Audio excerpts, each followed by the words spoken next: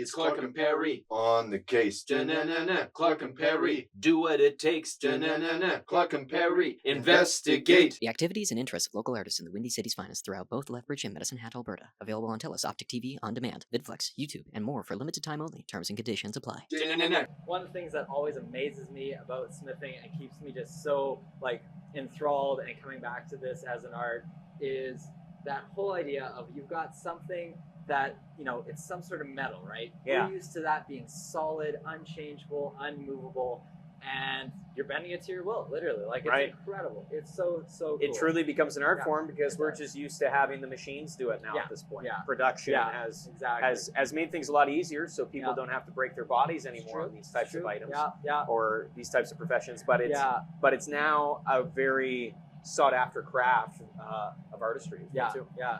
So- it is neat. Just on that note. Oh yeah.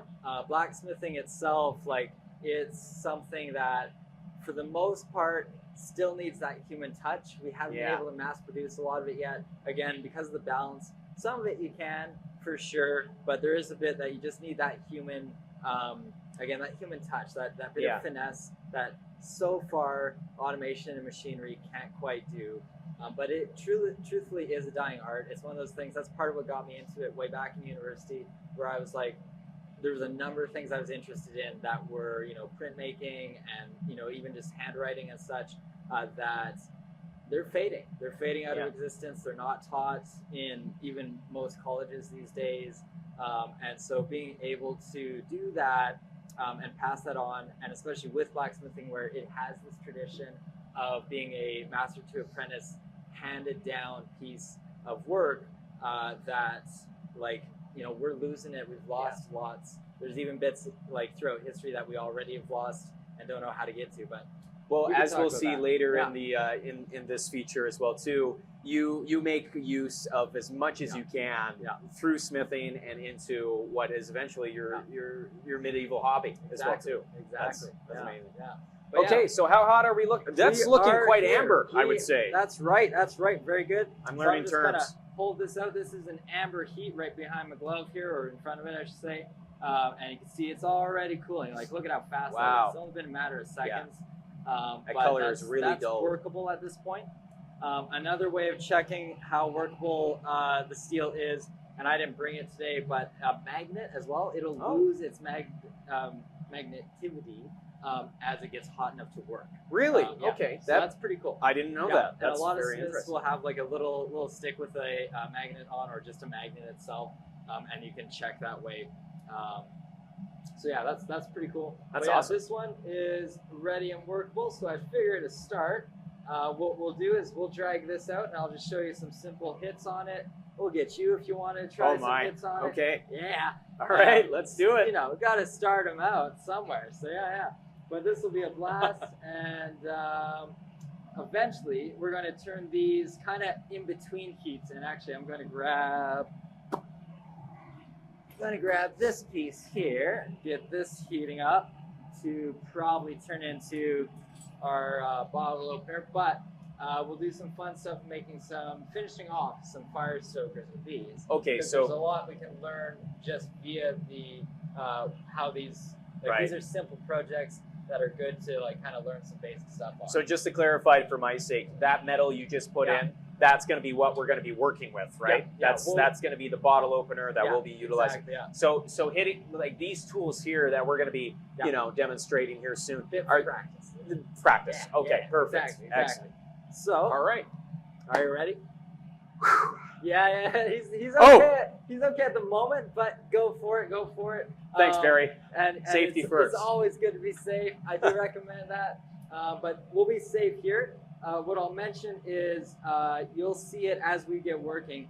We'll heat these up, and every time we heat them up, it's burning off impurities and carbon in the steel. Right. And that is going to turn into what's called slag. There are going to be little bits that'll pop off every time that we're hammering So on it. these aren't just simple sparks. These are Yeah, there's actually bits of material, metal, Okay.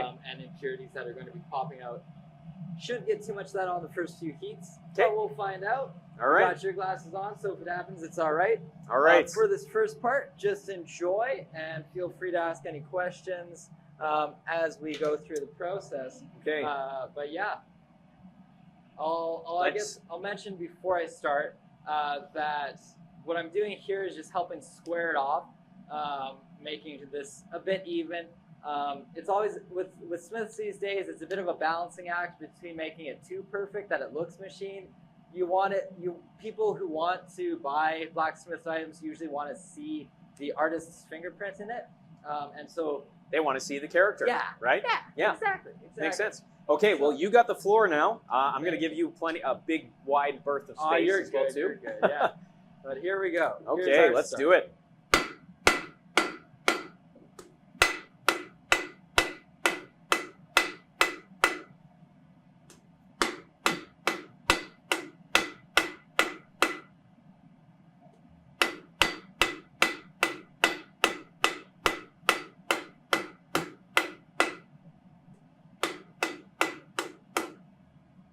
And we're already getting a bit cool there, Yeah, as you I can see. probably see. It's the color's just kind of fading away. And with this particular piece, because it's a near to the end project, and you can already see some slag popping off too, since it's near to the end, we're not too worried about overworking it. I've already gotten it to a certain point that's all right that way. And that's why you can see me working it even as it's cooling, which is not great practice. But for where we're at, that's just fine. So these tools in particular, these are going to be just like like pokers exactly, and all that? exactly. Okay, If cool. you want to, actually, you can grab one off the wall at the back there, just hanging. Yeah, that's it, yeah. And that one's a finished piece. It's just simple, but, you know, it's fun. A few folks like this kind of design where there's enough of a grip that you can actually get a nice feel for it. Fits in the palm of your hand. This or curve was likely there you go. That's right. right that's on right. the horn. Okay, Yeah, okay, right on that that makes horn. sense. Yeah, well done, well done. And now we're going to do the same with this one here, because there's a bit of a wiggle in there that we're going to remove. Huzzah! Here we go.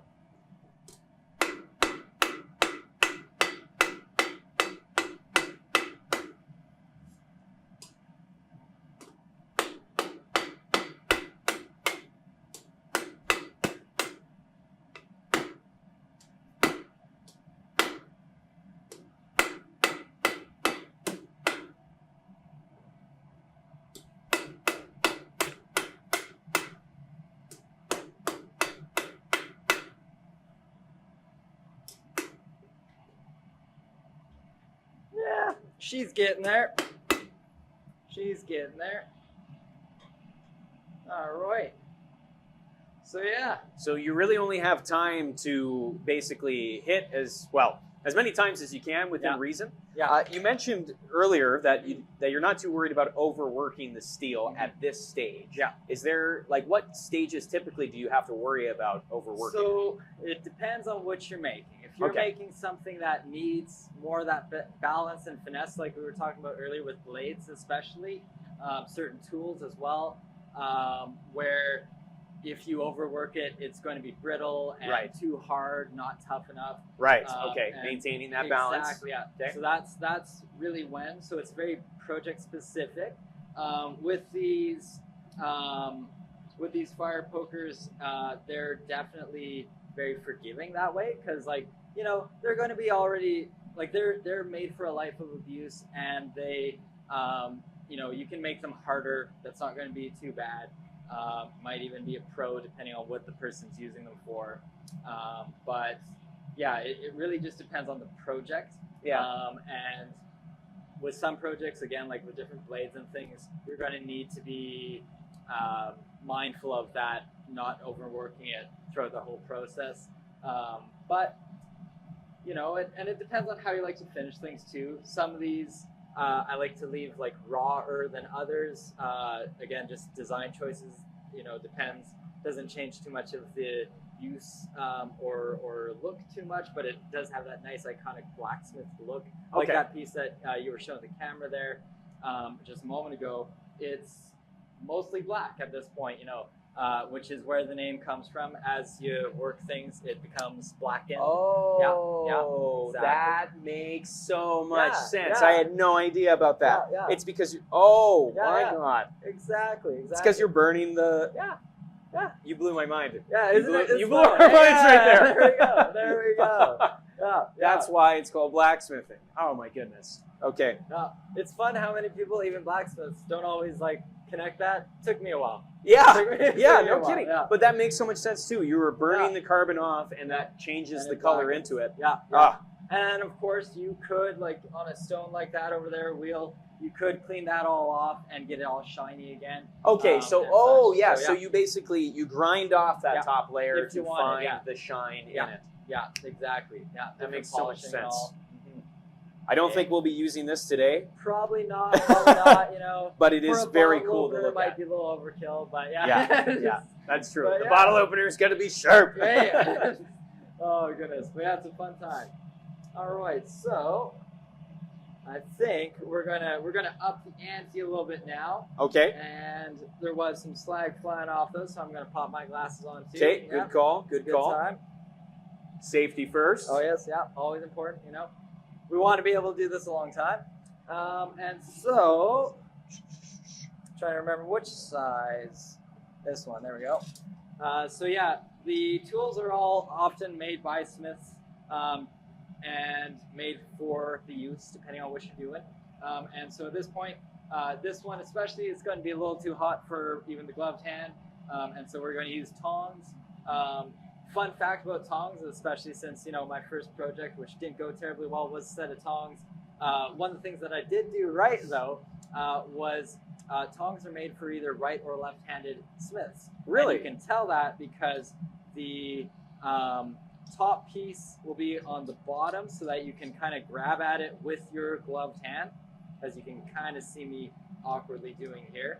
And then if you were left-handed, that would be reversed so that you can open it up with your right hand and hammer with your left. Okay. So that's one of those interesting things that, like, you know, similar to archery and other things, it makes the difference which side you're using. It really, Yeah. okay, so Yeah. the grip is very important as well too. But again, if you're a smith, you're making it Yeah. to yourself, so that works. And tongs are going to be used in this case Yeah. because we have a short piece of metal, Yep, exactly. which means that it's because the heat transfers all the way down that Yeah, that tool. yeah, So okay. exactly, yeah. And so this one here, these first two that we were smacking, those we were working on straightening out the tip, and a little bit later you and I will actually fight with the metal and twist them, and that's a pretty cool thing Okay. to see. All right. And this one, we're going to make kind of like a cane-looking handle a bit, and we'll twist it a bit too, just for some fun, because that'll be pretty cool. Absolutely. But yeah, so with this one, I'm going to take it over here, work a little bit quicker with a lighter hammer, and just finish off some pieces so it's not as sharp in areas, and give that a little bit more of the shape that we're looking for, and then go from there. And then next up, I'll get you behind the anvil, and we'll do some just some simple hammering on these other two, and get you Okay. warmed up. All Yeah. right, sounds good. I'm Yeah. already warm enough right I now. know, right? but- I know it happens fast.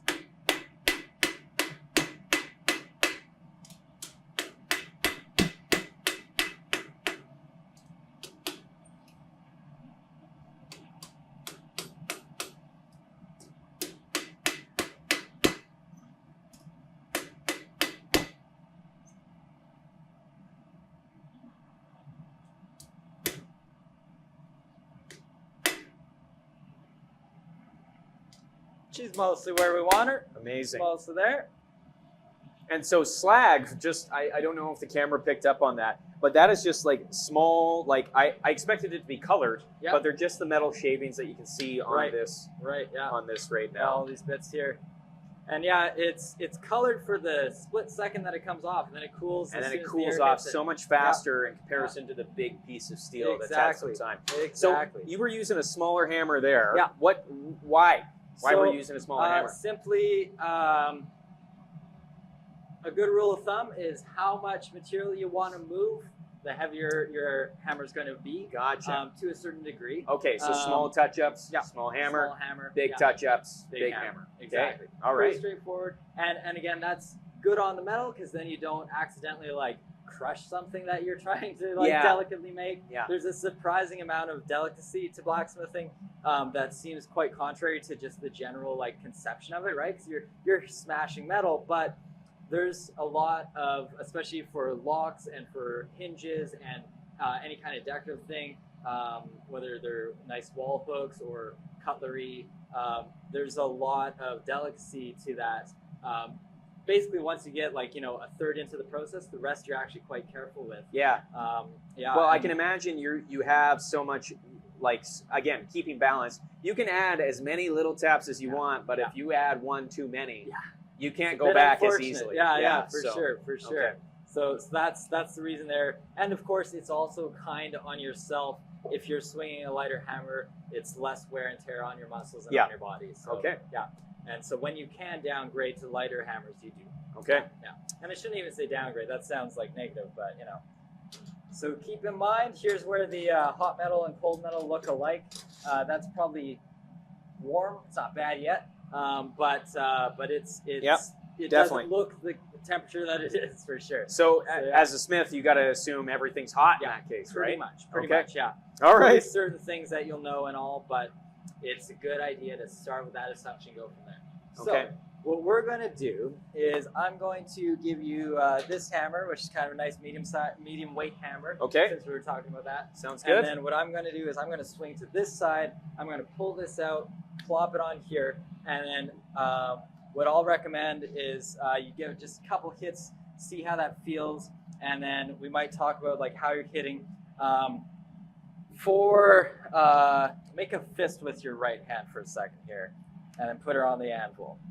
Okay, so ideally, this anvil is a little high for me, and it's definitely a little bit high for you too, but that's okay for now. How smiths will measure their anvil is a flat palm for a certain type of work, and a fist, which would be a little lower for other bits of work. Okay, because you want this kind of perpendicular with where your shoulder kind of rests. If you think about it, when the hammer blow falls, you want this to technically be flat. To be perfectly flat. Exactly. So I as you see, there's a bit of a curve here. So if I'm down here, it's a bit more. You can kind of see that will be about perfect for myself. And like my anvil at home is to that measurement. Yeah. And stuff.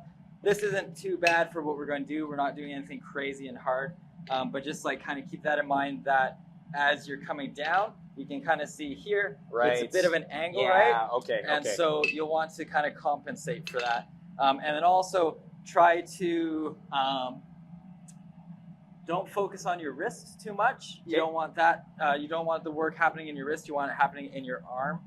So as you're coming down, you almost want to let it bounce. So this is going to almost loosen up as it comes down. And I'm going to let that impact drive it back up and then push it down. So no tense wrist. Yeah. Just let it kind of let the hammer fall. Exactly. And let it do some of the work for you, right? Okay. So you do the push down, it'll help with the push up. You do the push down and back and forth. Okay. And that's how that is. So yeah. All right, let's give this a shot. Yeah. I think so. Awesome. So yeah, we're going to pull out this one. And then don't worry too much about what you're doing with it. Just have fun for the most part. Okay. And see how it goes. And just try to square it up. Go for it, yeah. All right, let's do it. Yeah. There you go. And you could give it a little bit more oomph there for sure. Yeah, that's it. Nice. Good. Nice and controlled. Okay, one more hit and then we'll turn it. Oh, there we go. My bad, I didn't give you that one more hit. There we go. Yeah. Well done. Nice. Yeah. All right. And so as you can tell, partially it's moving a bit more, and that's partially because it's cooling. It's harder, so it's not actually absorbing. It's transferring the impact into the away out of the actual material we're working. So we'll pop it back in. But how'd that feel? That actually felt pretty good. That actually felt pretty good. Fun. Yeah. I can definitely know why we have all the protective gear, because I was feeling like a little bit of slag. Probably there we go. Slag, kind of going on to me as well too. But that actually was a very smooth process. Yes. Like I could feel, and what you were talking about, the metal really absorbs the impact really kind of lets that take it.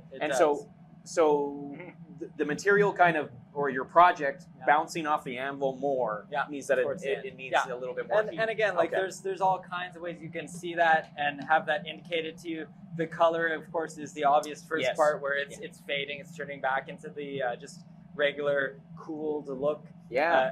becoming an unworkable temperature at that point. That and happens a lot faster than It what I does, expected, it to does, be yeah, honest. yeah. That I think, seeing this now in real time, they don't show you that on Fortune Fire, No, like no. of how quickly Yeah. you have to go back Yeah. in and back and forth. So what typically do you busy yourself with when it comes to the wait time here? Yeah, so it really depends.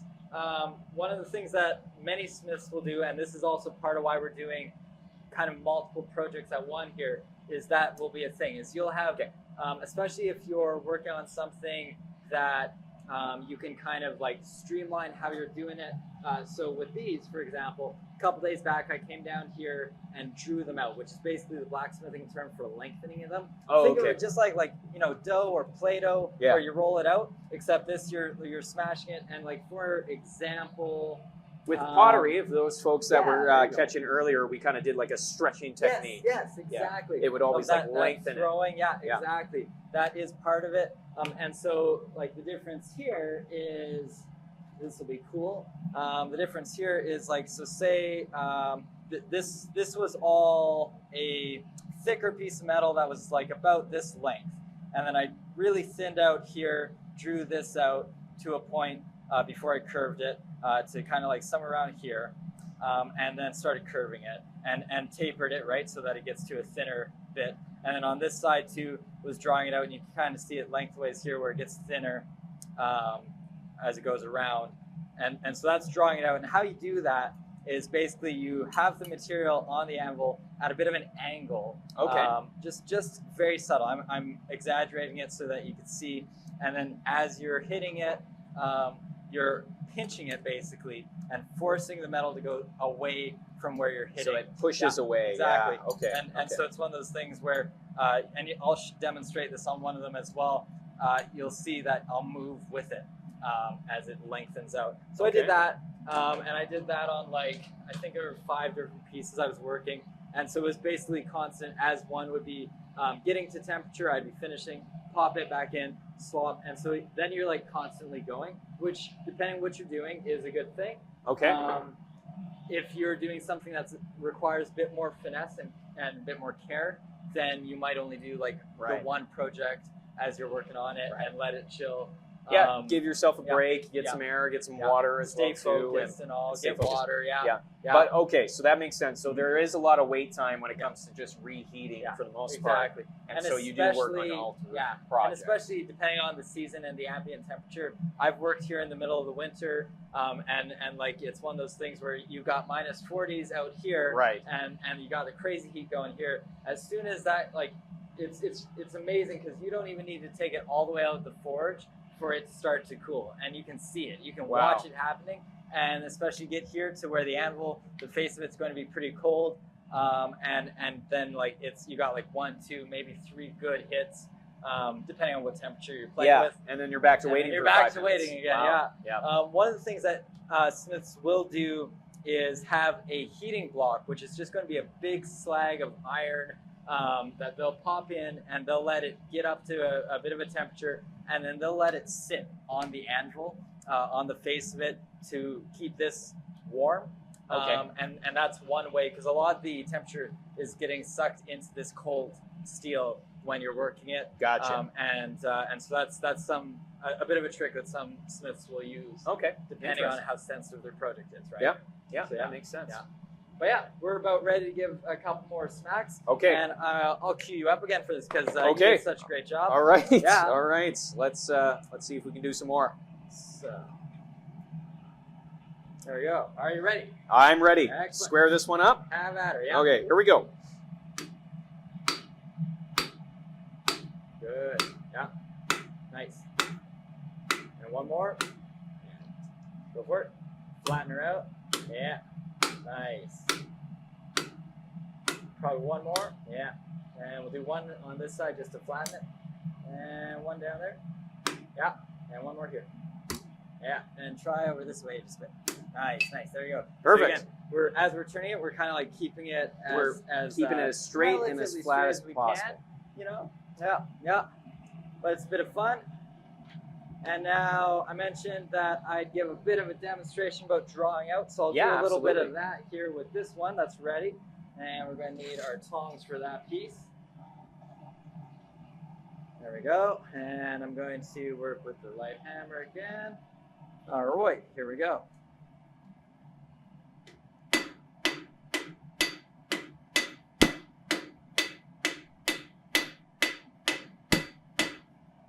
And we're just going to straighten it a bit on this side.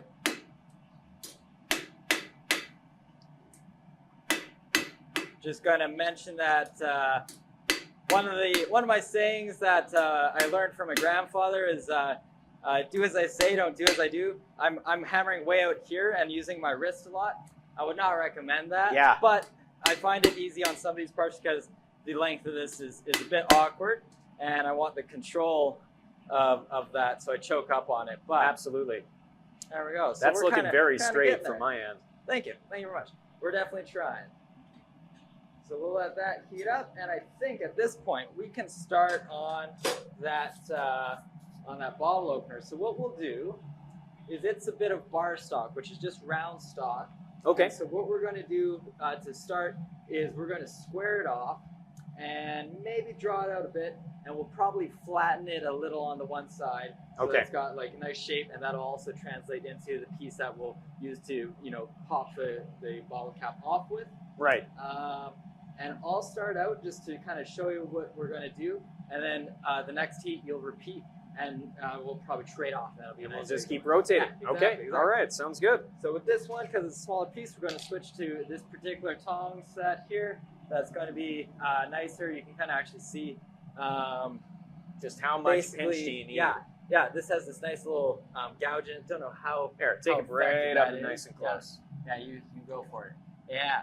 So you got that nice little edge in there. That's going to nicely grip the bit of bar stock that we have, and it's not going to let it roll around. Perfect. Pretty handy. Huzzah. All right, so.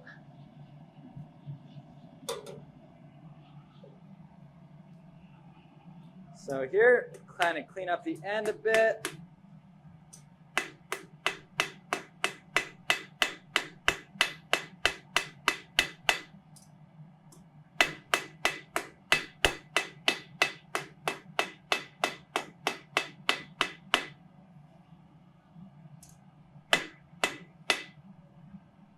Yeah, so those last couple probably didn't even need to do it. They didn't do a lot of work because it was already pretty cool at that point. Right. But basically, that's all that we're going to do to start.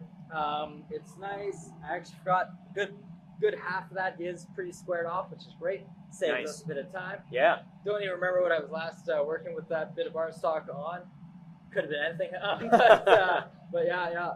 Maybe it was a brooch. I feel like that's about brooch size. So Yeah. I'll do like Viking brooches and things like that too, which are a ton of fun. What was one of your more complicated projects? Oh, genuinely, probably actually that hammerhead that I mentioned way back when. Okay.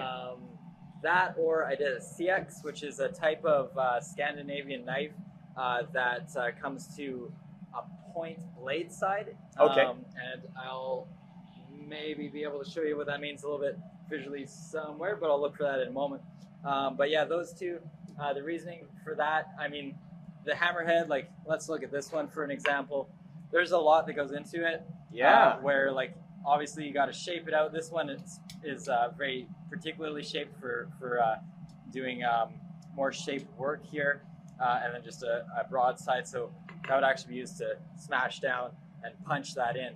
But point being is you have to punch right through the anvil, or right through the hammer to get that opening, and that's a lot of like very particular work with a punch, and that's something that you really need that extra either an assistant or a tool to help hold that there, because basically how that works is you'll have something, I don't have mine actually out here, but you'll have something along the lines of we'll just use this as an example, where somebody would be holding down the material and somebody else would be holding this and hammering as Gotcha. well. And so that's quite a bit. Many hands make light work. It when does. comes It to does. this, Really right? does. Yeah. Okay. It's essential for some of that stuff. Yeah. So that was quite a project for sure. Yeah. And then like finishing the face of the hammer is quite a neat challenge as well.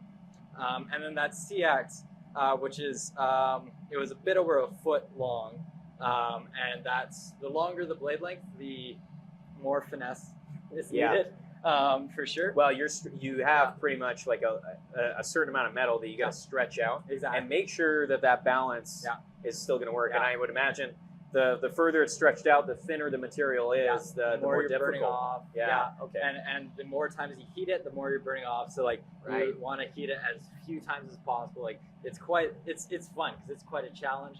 But yeah, those two are probably the most complex pieces, and I put a lot of design work into that CX as well.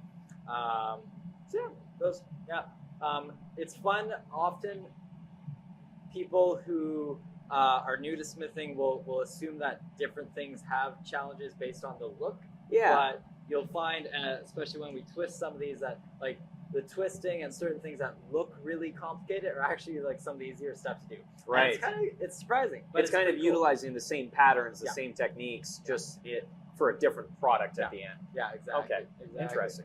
All right, so we're nice and hot now for that one. And All right. So I'll pass you this lighter hammer. Okay. And I'm going to say that you can probably give it like a pretty good solid good connection. whack. Yeah. Okay. And All right. I'll hold it for you. And what I'll do is I'll stand off this way again and hold it here. And you can come in close. Don't worry. Like you can come in as close as you'd like, because closer will help. It'll feel better. Right. Be better ergonomics for you than further away, Yeah. right? You know. Yeah. And I'll keep it nice and steady here. So yeah. Oh, Good the back trust is getting exercise. sweaty. Yeah. Oh, So yeah. we're squaring this off. Is that Yeah, right? that's Okay. right. All right. And so Couple probably good whacks. we'll do like maybe 2-3 hits, and then I'll tell you that we're going to turn it Okay. and carry on. Ready? All right. Go for it. Yeah. Turn. You can give Oh. it even more, a little bit more English there. Yeah. That's it. Okay. And now we'll turn. Yeah. There you go. Good. And again. And yeah. Good. Yeah. And then hold there because it's losing the temperature. And so what we'll do, you can kind of see here, is it's squared off quite nicely at this end here. Yeah, And yeah. here we actually have a bit that's still quite round. So next heat, we'll heat it a little bit lower, and we'll start working that piece down. And you can see it's fairly squared off here. So we just need to square off that next that couple middle inches chunk. there. Yeah. Okay, that It's makes not bad sense. on this side. We'll clean this up, and I'll show you how to do that too. And then that's what we'll work on. Okay, sweet. So we're getting there. Yeah, it's a fun time, eh? Like, Yeah, it's just yeah. neat stuff. We're kind of going at like a nice relaxed pace, which is awesome because it's not too hard on us, not Yeah. too hard on the metal. So yeah. Well, yeah. honestly, it's satisfying work. Isn't it? That's Oh, yeah. there is something about just it may be hot and sweaty, but at Yeah. the end you'll have a final product Oh yeah. of And something it's at just least. cool. It's cool. It's Clark and Perry on the case. Da-na-na-na, Clark and Perry, do what it takes. Da-na-na-na, Clark and Perry, investigate. The activities and interests of local artists in the Windy City's finest throughout both Lethbridge and Medicine Hat, Alberta. Available on TELUS, Optic TV, On Demand, VidFlex, YouTube, and more for limited time only. Terms and conditions apply. Da-na-na-na,